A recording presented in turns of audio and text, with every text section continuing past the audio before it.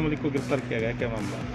आज कृष्ण मलिक को एससीएफ मुकदमे में षड्यंत्र के तहत एक मुकदमा दर्ज किया गया है और जिसमें पूरे प्रशासन की, चाहे एसएचओ हो, चाहे डिप्टी हो, चाहे एसपी हो, और उसके बाद यहाँ के जो अपने लोकल विधायक हैं, मंत्री हैं और राज्यसभा मेंबर हैं, जो सांसद हैं, इनकी पूरी इन्वॉल्वमेंट के बाद पूरा प्रेशर बनाया गया और उसके बाद मुकदमा दर्ज करवाया गया और बगैर किसी नोटिस के कृष्ण मलिक को उनके क्रेशर से पुलिस उठा के लेके आई है।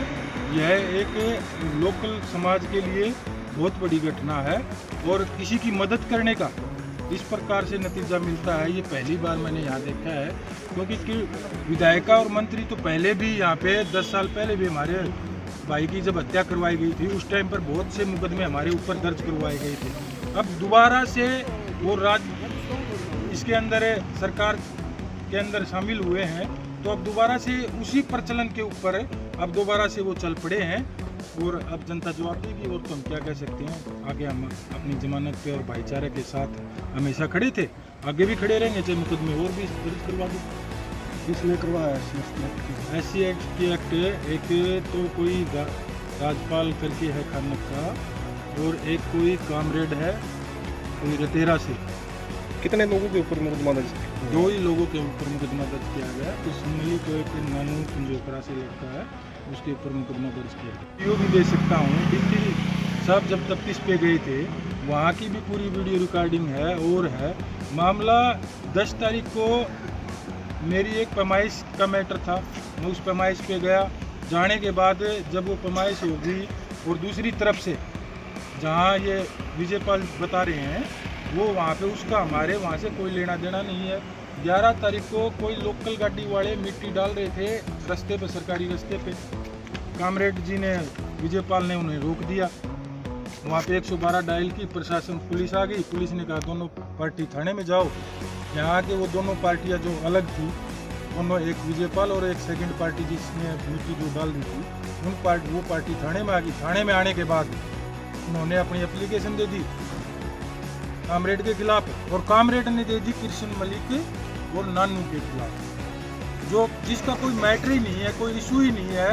कहाँ तो पैमाइश 10 तारीख को और कहाँ एप्लीकेशन 11 तारीख को 112 पे पूरे रिकॉर्ड है, शख्स हैं, सभी चीज़ें हैं। लेकिन ये एक षड्यंत्र रचा गया बाकायदा। हरि सिंह सांगवान इसके अंदर प्रोपगेंडे के मुख्य भूमिका के अंदर है। यदि उनकी कॉल डिटेल प्रशासन की और उनकी मैच करवाई जाए तो सारी सच्चाई सामने आ जाए।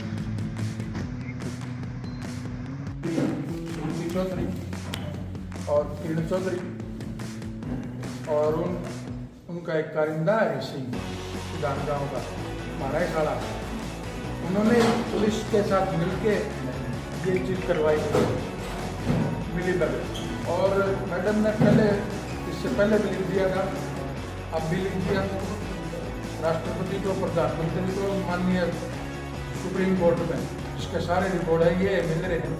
उसी हत्या में राकेश मलिक की जो हत्या करवाई थी उसमें तो CBI की जांच सदन में पास प्रस्ताव किया था जिला परिषद में कि भाई राकेश मलिक का जो हत्या हुई है उसकी CBI जांच हो। उसी के डर से इन्होंने पुलिस प्रशासन से मिलकर ये सारा षड्यंत्र रचा है। गाँव की आवाज़ ना उठाना किसी को, उसके लिए ये डरे हुए हैं।